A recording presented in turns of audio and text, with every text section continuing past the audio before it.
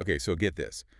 What if the U.S., like, suddenly became a full-blown constitutional empire? An empire. Yeah. And we're not just talking, like, adding a state or two. This is massive. Think Canada, Greenland, all part of the U.S. Wow, that's quite the image. Right. It's like something out of an alternate history novel. Yeah.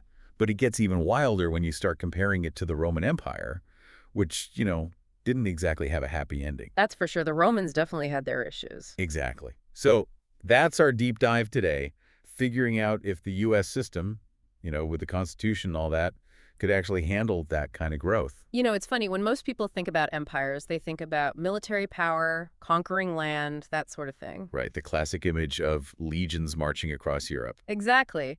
But what's really fascinating about this idea of a constitutional empire is it forces us to think about the human geography of power. Human geography. Okay, now you're just using fancy words to make me feel dumb. No, no, no. It's not that complicated. It's basically how people and space interact and how you manage that relationship across vast distances. Think of it like this. Every decision an empire makes, from taxes to building roads to where they send their armies, plays out on a landscape. Okay, I'm following so far. So the landscape matters. It's not just about who has the biggest army. Exactly. And that landscape shapes the decisions right back. Take the Roman Republic, for example. Their early success, it was largely due to their location in the Mediterranean. Location, location, location. Right. Even for empires. Absolutely. Access to trade routes, fertile land, it allowed them to grow quickly. But as their territory expanded, governing from that one central city, Rome, became a logistical nightmare. Yeah, I can imagine. Trying to rule an empire with messengers on horseback. Not exactly efficient. Exactly. And that's not even considering the cultural and linguistic differences they had to navigate. Imagine trying to quell a rebellion in Gaul when your fastest communication is a guy on horseback. Yeah. Right? Definitely not ideal. But didn't Rome also have problems with, like, economic inequality and stuff? Didn't that play a role in their downfall? Absolutely. As they conquered more land, the wealthy elites, they consolidated power, leading to massive estates worked by slaves. And this displaced the traditional small farmer. Who were kind of important, right? Weren't they the backbone of their army? Exactly. It's like they hollowed themselves out from the inside. Okay, so we've got cracks in the economic foundation, a government struggling to keep up with its own growth, and all that power concentrated in one vulnerable spot. No wonder the Roman Republic crumbled. But here's the million-dollar question. Could the U.S., with its constitution and democratic ideals, avoid those pitfalls? Or are we destined to repeat history?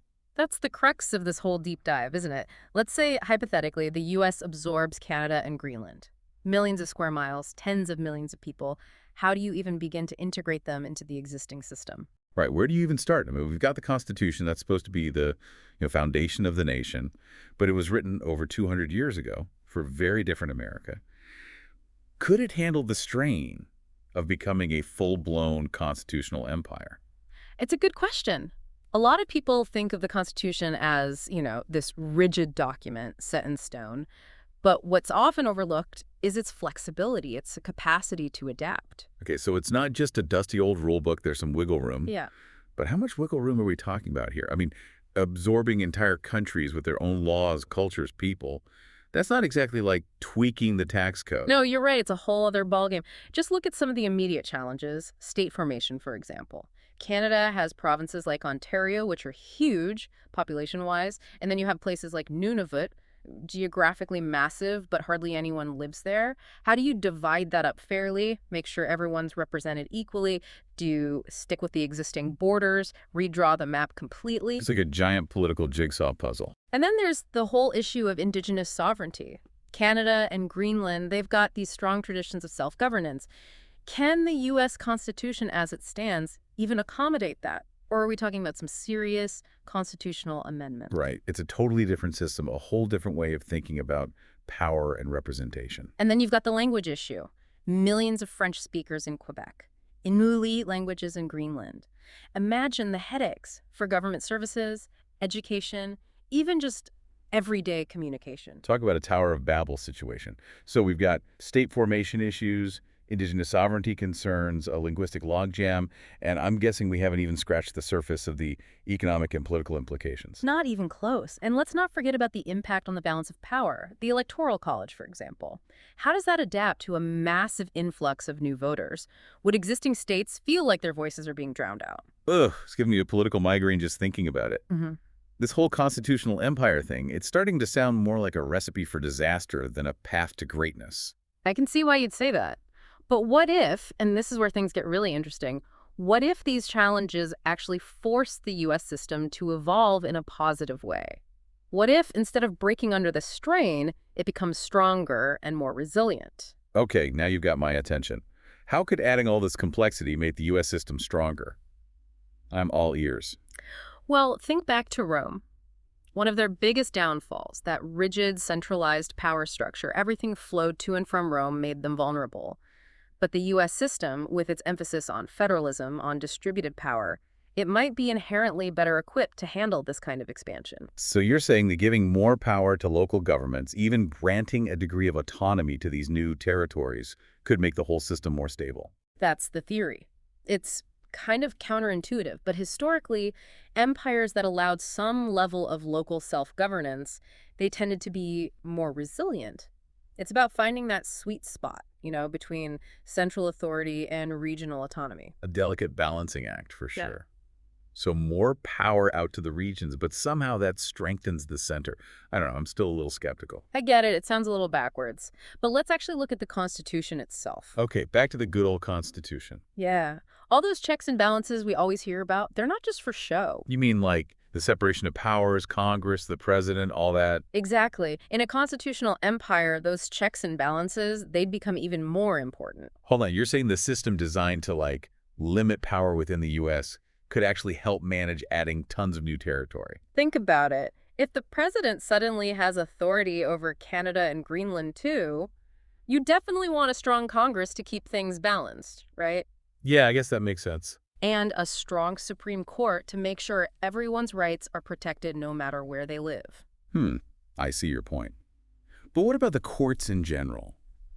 Our source material talks about applying the law uniformly, like across the whole empire. Wouldn't that be impossible with so many different cultures and legal traditions? That's definitely a challenge. You'd need to balance upholding the core principles of the Constitution with respecting those unique local contexts. No easy answers there. So no just like imposing U.S. law on everyone. What would that even look like? It'd be uncharted territory, legally speaking. Maybe you have regional courts with experts in local laws and customs, but they're still bound by the Constitution overall. Some serious legal innovation for sure. Okay, that's a lot to wrap my head around. Yeah. And then there's the whole question of representation, right? Giving all these millions of new citizens a voice in the government. How does that work? Well, that's where Congress comes in, right? Admitting new states, granting representation based on population, it's something the U.S. has experience with, even if the scale is unprecedented.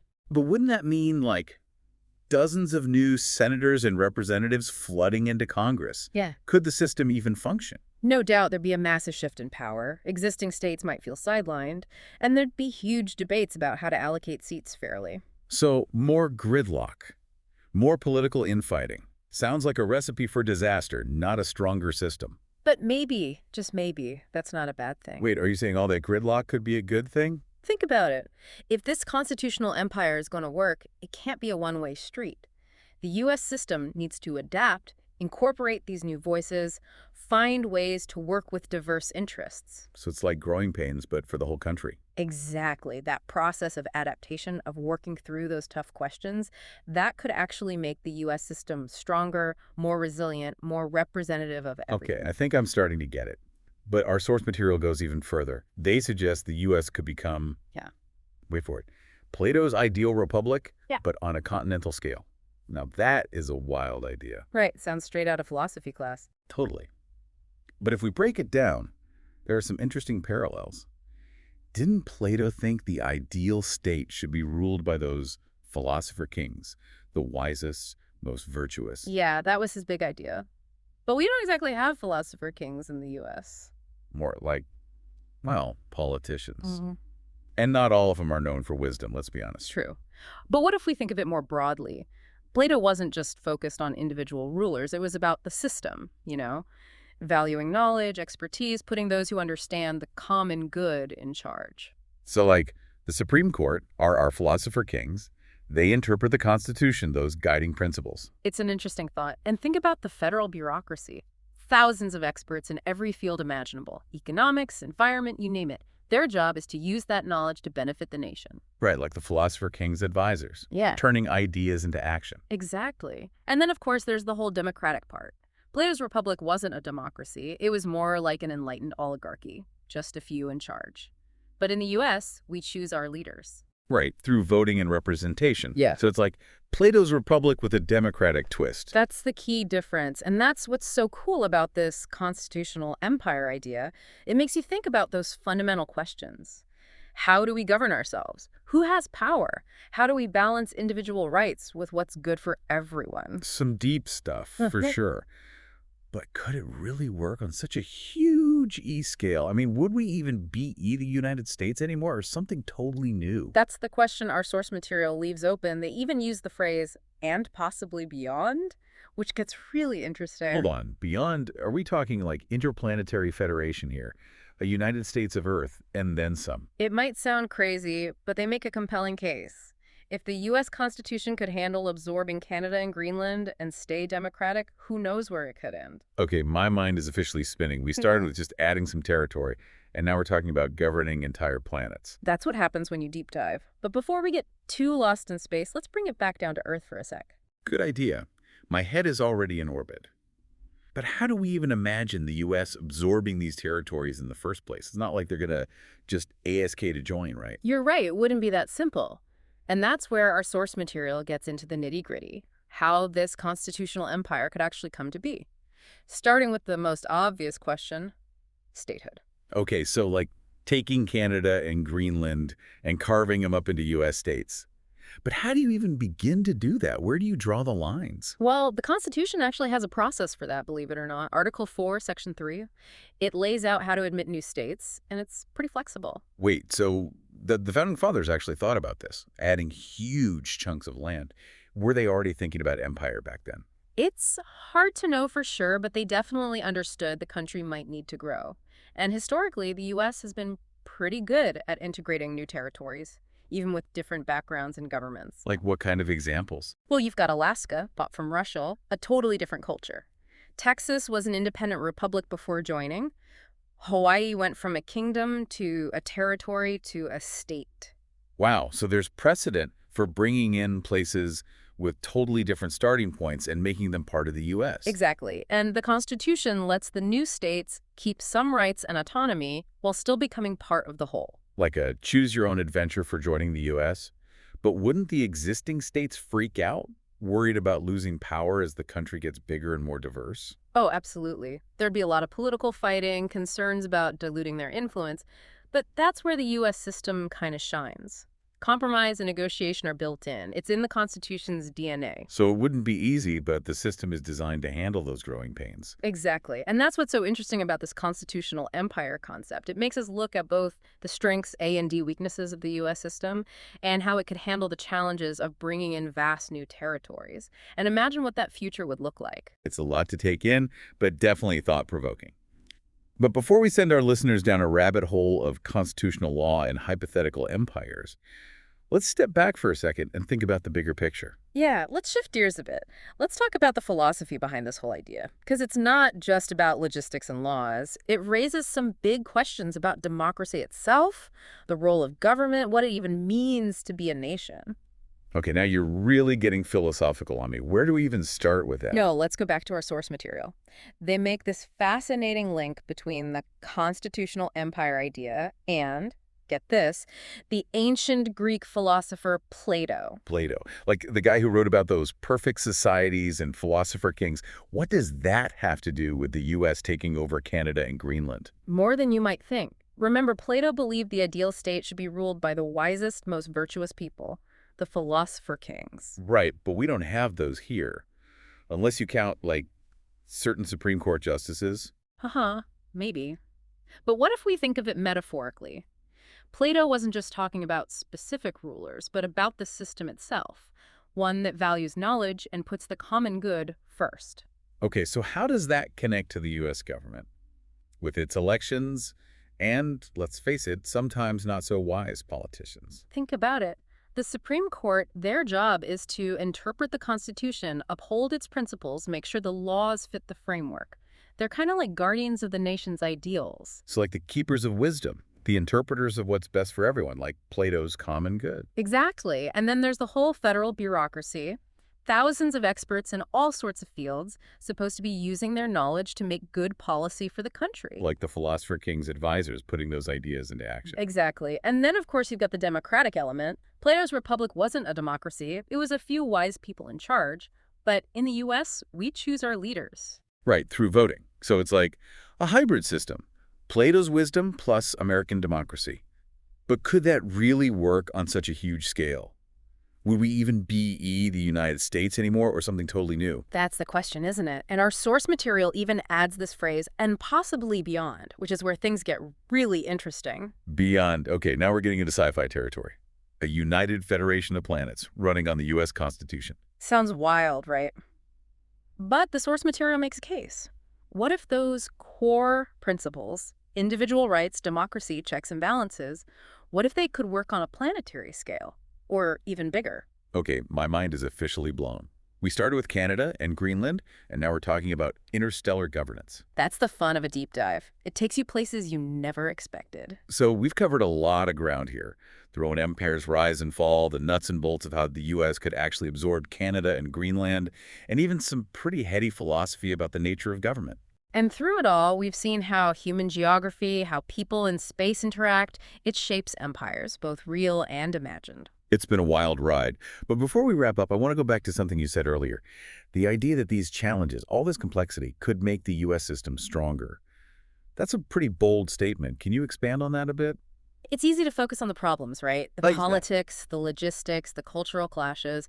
Makes you think this will never work. But what if those challenges are the key to its success? All right, I'm intrigued. Explain how that works. How could more complexity make the U.S. stronger? Think about it.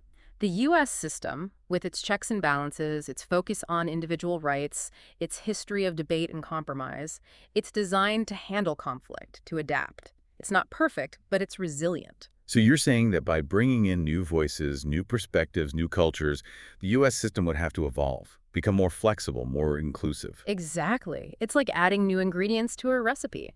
Might change the flavor, the texture, the whole feel, but it could also make it richer, more complex, more satisfying. I like that analogy. But let's be real, it wouldn't be easy. There'd be pushback. Right. Oh, absolutely. Resistance, maybe even conflict. But that's part of growth, of adaptation. Like exercising a muscle, it's tough, but it makes you stronger in the end. So it's not about avoiding conflict. It's about having the tools and the mindset to work through it in a healthy way, Yeah. to use those differences to create positive change. Exactly. And that's where the U.S. system, with its focus on dialogue, compromise, the rule of law, that's where it could really shine. It's designed to find solutions, not impose them by force. It's almost like the founding fathers knew this might happen, Yeah. even if they couldn't have pictured the specifics. They created a system that was meant to grow, evolve, adapt. That's a great point. And it brings us back to that phrase, and possibly beyond. If the U.S. Constitution could handle this kind of growth on Earth, could it be a blueprint for something even bigger? The idea of a constitutional empire stretching across the stars, it's mind-blowing, for sure. But before we go full Star Trek, let's bring it back down to Earth one last time. You got it. Even if we never colonize other planets, even if the U.S. never expands beyond its current borders, this deep dive has given us a new way to look at things. Definitely. We've learned about human geography, the challenges of governing huge areas, and the potential for democracy to adapt and grow. And maybe most importantly, we've been challenged to think outside the box, imagine different futures, question our assumptions about power, and explore the possibilities of a world where democracy, not just conquering land, is what defines a truly great empire. And that, my friends, is why we deep dive. We'll leave you to ponder all of this, and until next time, keep exploring. It might sound crazy, but they make a case. What if those core principles, individual rights, democracy, checks and balances, what if they could work on a planetary scale or even bigger? Okay, my mind is officially blown. We started with Canada and Greenland, and now we're talking about interstellar governance. That's the fun of a deep dive. It takes you places you never expected. So we've covered a lot of ground here. The Roman Empire's rise and fall, the nuts and bolts of how the U.S. could actually absorb Canada and Greenland, and even some pretty heady philosophy about the nature of government. And through it all, we've seen how human geography, how people and space interact, shapes empires, both real and imagined. It's been a wild ride. But before we wrap up, I want to go back to something you said earlier. The idea that these challenges, all this complexity, could make the U.S. system stronger. That's a pretty bold statement. Can you expand on that a bit? It's easy to focus on the problems, right? The politics, the logistics, the cultural clashes makes you think this will never work. But what if those challenges are the key to its success? All right, I'm intrigued. Explain how that works. How could more complexity make the U.S. stronger? Think about it. The U.S. system, with its checks and balances, its focus on individual rights, its history of debate and compromise, it's designed to handle conflict, to adapt. It's not perfect, but it's resilient. So you're saying that by bringing in new voices, new perspectives, new cultures, the U.S. system would have to evolve, become more flexible, more inclusive. Exactly. It's like adding new ingredients to a recipe. Might change the flavor, the texture, the whole feel, but it could also make it richer, more complex, more satisfying. I like that analogy, but let's be real, it wouldn't be easy. There'd be pushback, right? Oh, absolutely. Resistance, maybe even conflict, but that's part of growth, of adaptation, like Yeah. exercising a muscle. It's tough, but it makes you stronger in the end. So it's not about avoiding conflict, it's about having the tools and the mindset to work through it in a healthy way, to use those differences to create positive change. Exactly. And that's where the U.S. system, with its focus on dialogue, compromise, the rule of law, that's where it could really shine. It's designed to find solutions, not impose them by force. It's almost like the Founding Fathers knew this might happen, even if they couldn't have pictured the specifics. They created a system that was meant to grow, evolve, adapt.